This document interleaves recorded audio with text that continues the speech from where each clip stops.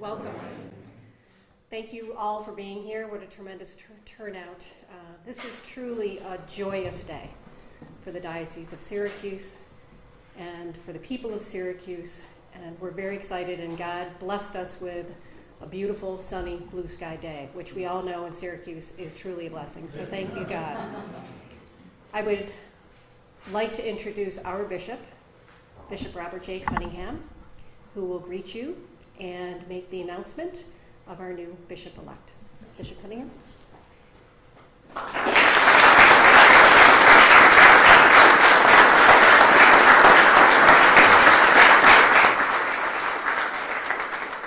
Well, thanks very much for being here. It's a great day. It doesn't seem like it was that long ago when I stood in the front door of the church here before we had the gathering space, and Bishop Moynihan welcomed me to the Diocese of Syracuse.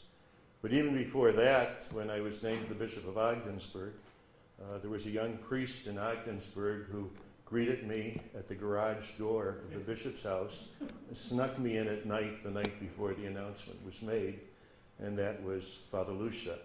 And we were privileged to live and work together for 5 years there, living together for 2 years as Father Lucia served as my secretary and master of ceremonies in the Diocese of Ogdensburg. So I'm very happy to be here this morning. I want to thank the members of Syracuse Media for being here.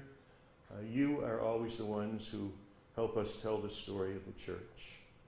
You make the church live in the minds and hearts of many people throughout the diocese. And this is a very special day, a very happy day for the diocese. We've known for the past several months, since last June when I submitted my letter. I know that there's been a lot of prayer said for the wisdom of the Holy Spirit in selecting the next bishop for the Diocese of Syracuse. And last week, some of us learned that the Holy Father has made his decision, and this morning it was announced in Rome at, they always announce things in Rome at 12 noon. They call it 12 noon Roman time, 6 a.m. our time. So this morning the word came out, and we're delighted to welcome Bishop Lucia. We look forward to his coming and living and dwelling among us, teaching us, leading us ever closer to Christ. So without further ado, we'll introduce Father Lucia, who will make a statement, and afterwards he will respond to questions, which I'm sure many of you will have.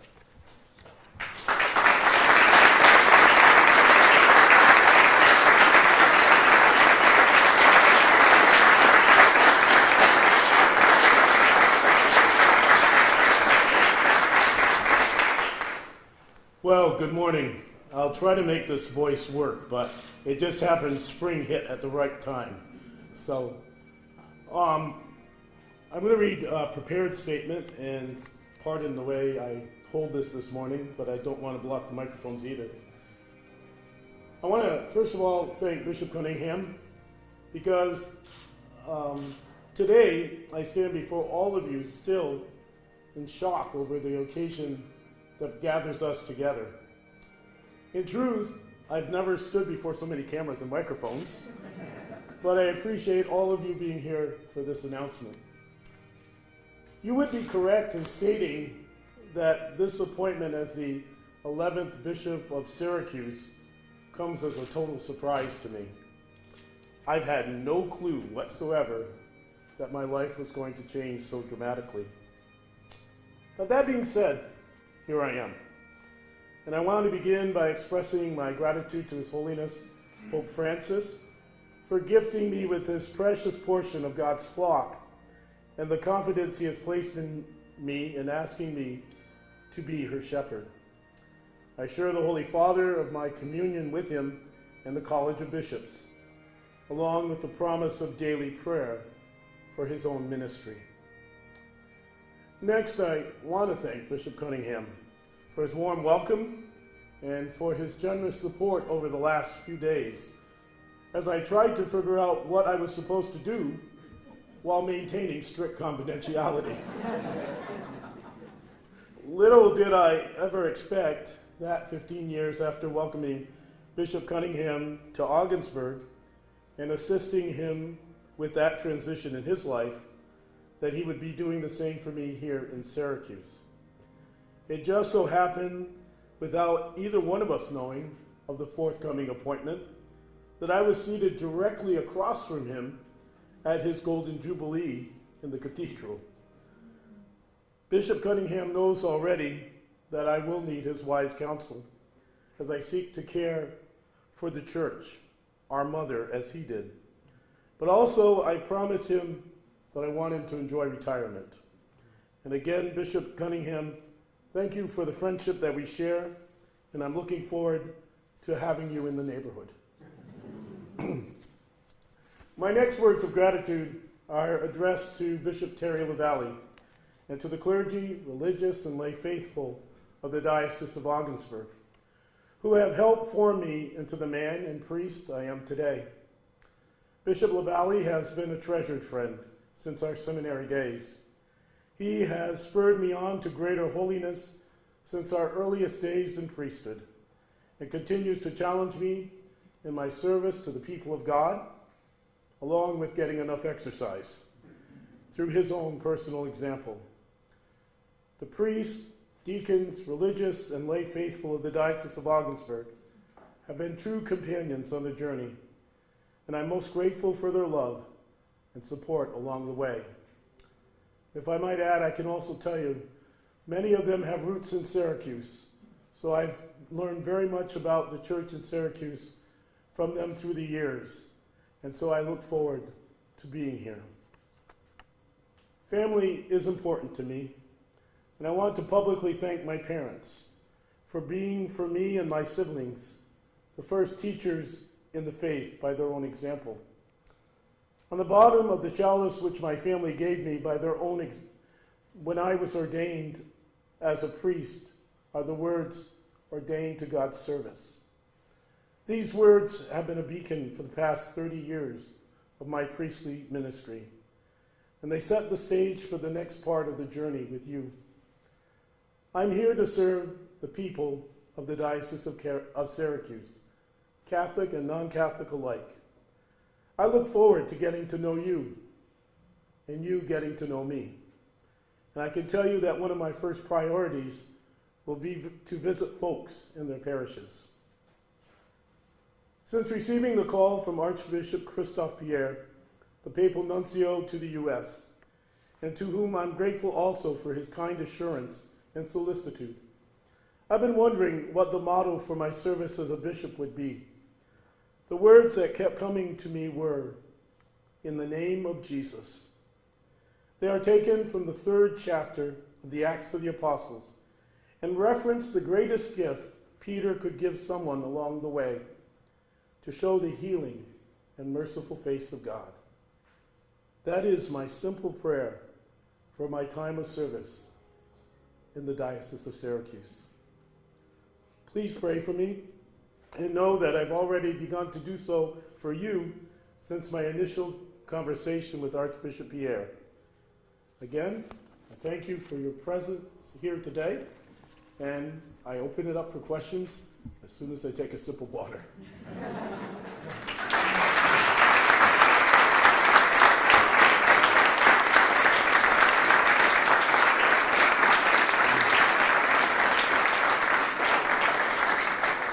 Thank you. I'm Andrew from News Channel 9. Welcome to Syracuse. Thank you very much. So you had no idea this was coming? I had no idea. If I said, in fact, I told my folks on Sunday night, and I said, I wish somebody did have a camera when I answered the phone, because I think it would have been the most shocked look I've ever had in my life. I had no idea whatsoever. In fact, as I said, I was in the cathedral actually the day before for the Golden Jubilee. Not a clue. In fact, I was thinking some of the priests who saw me, they probably were wondering, "Doug, did you have any clue?" And no, not at all. So how do you process this? That's a good question. It's one of those things that you keep, in a sense, you just begin and you calm yourself and you just say, okay, one step at a time. And when I've transferred parishes, I've always had a philosophy that you consult, you don't make any big changes, You just see how things are, where things are, and then you go. But that's how, and that's the only way to handle. But you're right. Right now, it's like, even this morning, it was sort of like, pinch myself. Is this real? But it is, and I'm excited. I can't deny it. It's nothing I would ever thought of, but yet at the same time, I always believe in the words that God's grace is enough for us. And so that's what I rely on right now. Well, you mentioned healing.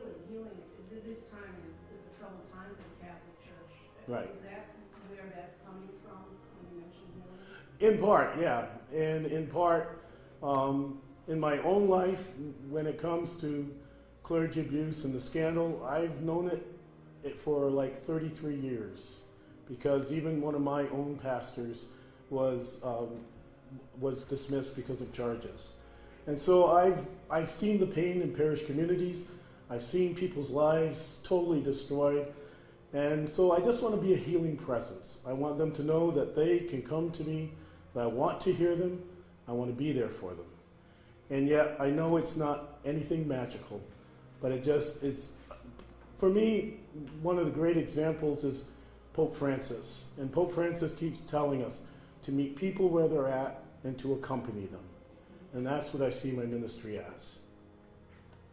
What's this process like? I mean, you didn't know about it, so it's not like you send your resume to the Pope. You're right. And the only clue I had this morning, and I don't know if she was supposed to tell me, is my secretary in the tribunal said to me, well, I had to write a letter. That's all I know so far. My secretary said something to me about having to write a letter, but I do not know. I mean, like I said, it came like a, you know, you see some of those sometimes on these days with YouTube and everything, you get these fantastic shots of lightning or something all of a sudden coming out of the sky like a bolt. And that's all it was. It really was. It was like a bolt of lightning. So.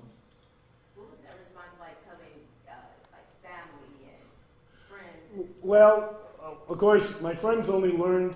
I have not talked to. I've been getting, as you imagine, my Facebook and all that today, and my email have been because my friends didn't know until the announcement was released this morning. I went to tell my parents because I wanted them to know, and they're up there in years, and so I just wanted to calm them in that sense of that this is okay. There's nothing to worry about. But they were very, I come from a small town, so I will tell you their reaction was, and the Bishop of Augsburg happens to come from the town next to where I grew up, and so it was very interesting that my parents' comments were, who would have thought that two bishops would come from two such small towns? But I know they're happy, and if their health permits, they're planning to come to Syracuse for the ordination when we get that scheduled. So. It's Julie and from the Post Standard. Sure. I think the people of the Syracuse diocese would love to hear about a little about who you are and some of your background and experiences and things you're looking forward to exploring in Syracuse. Well, who I am, you've seen my bio, so I won't go through that, but I am a twin. So just so you know, I have a twin brother, and I don't know if this says, but he's retired.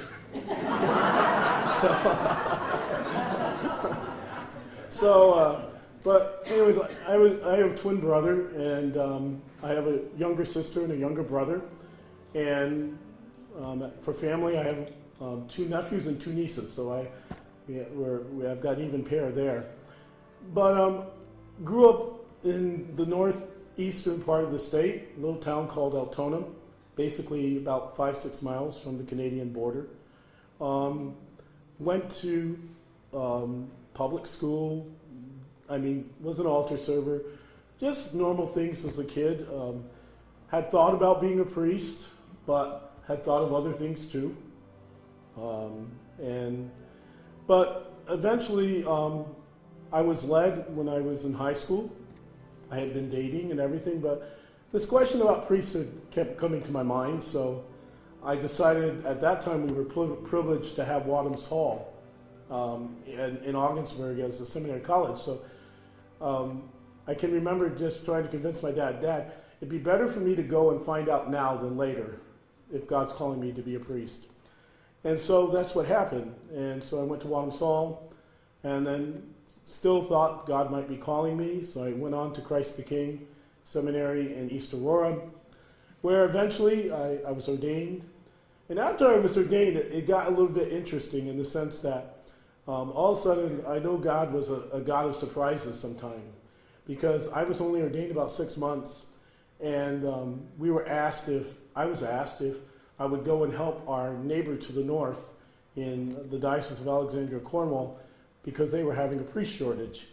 And so I was asked if I would go on loan to them.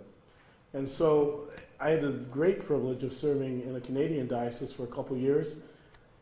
Eventually, my term was up, came back home, and served in Plattsburgh, and was very calm there. And then our bishop at the time, Bishop Laverty, called me, said, I need you to come to Augsburg. So just when I ever thought I was getting settled, the call came. And so went to Augsburg, and that's when, while serving at the cathedral, I was asked if I would work at the tribunal and in the chancery. And sort of that's been the history for the last 20 years. But I've been blessed with some great parish assignments.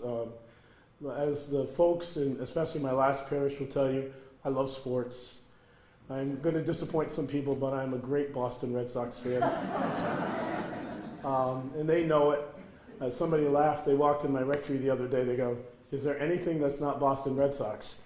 But anyways, but I enjoy sports, so I'm really looking forward to even getting over to the ballpark and watch games. But I really do try to do sports myself. And so I'm looking forward to, that's my pastime. If anybody wants to know what my pastime is, I do when I get a chance. I love to work out. I love to hike. My father asked me the other day, are you bringing your kayak? I said, yes. So in some ways, that's a little about me. The other part is, as you know, I am a canon lawyer. I had the privilege of studying in Rome, which was great because I have to admit, if I ever got an education, it was after about being ordained eight years, I got to go back to school, and it was like opening my eyes. And so but I had the great privilege of doing that over at the University of St. Thomas in Rome. And again, those are memorable days for not only because St. John Paul II was the Pope, so I actually got to meet him and be with him on more than one occasion, but just also being able to travel Europe. And like when I saw Notre Dame go down, when we saw the fire in April, it was really interesting because it would be about 20 years ago to the day I had Mass in Notre Dame. So it was just, there's a lot of memories there. Are you an SU fan as well? Yes, I am. Actually, I didn't bring it with me, but I have my shirt. Yeah. Yeah, I am.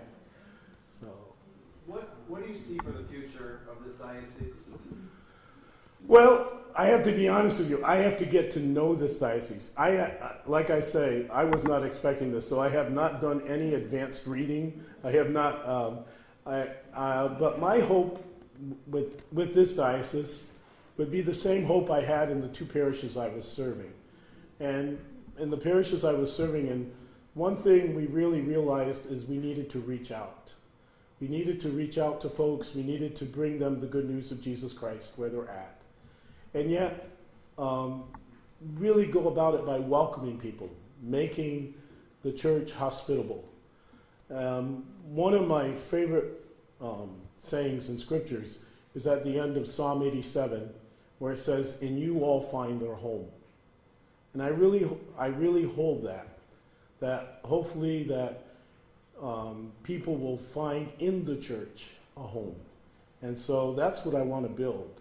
I see the church as family, and so I want to build a home where people can be. And it doesn't mean as family that we're going to agree on everything. I know that from having a twin brother and having other siblings.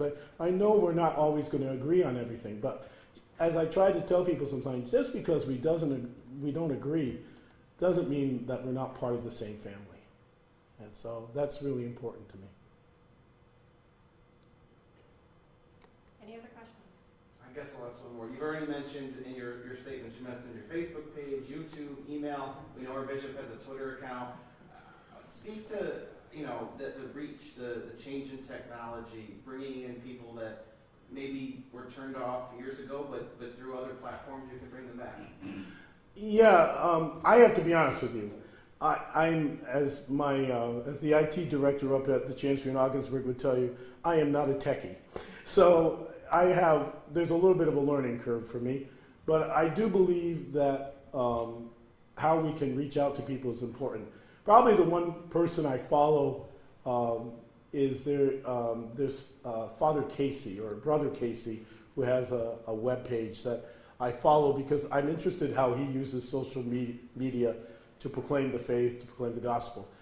And that's what I sort of want to see it as, that being able to reach out to people that they have access. I guess that's my big thing, that people have access to the church, that they don't see it as closed, that the doors are open.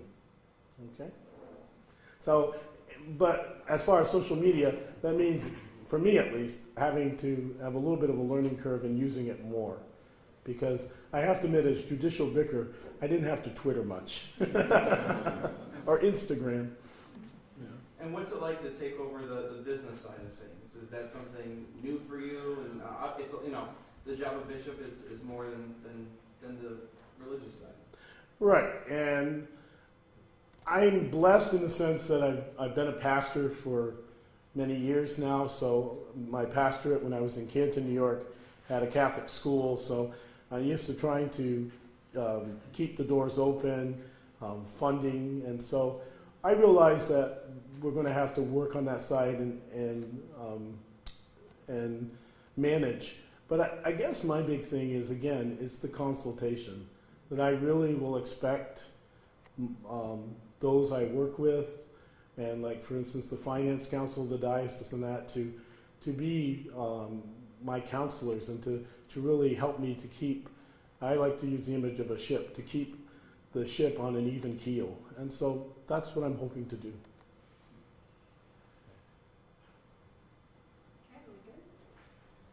Thank you, and I'm sorry about the voice. Hopefully you'll hear I do have a stronger voice, but thank you.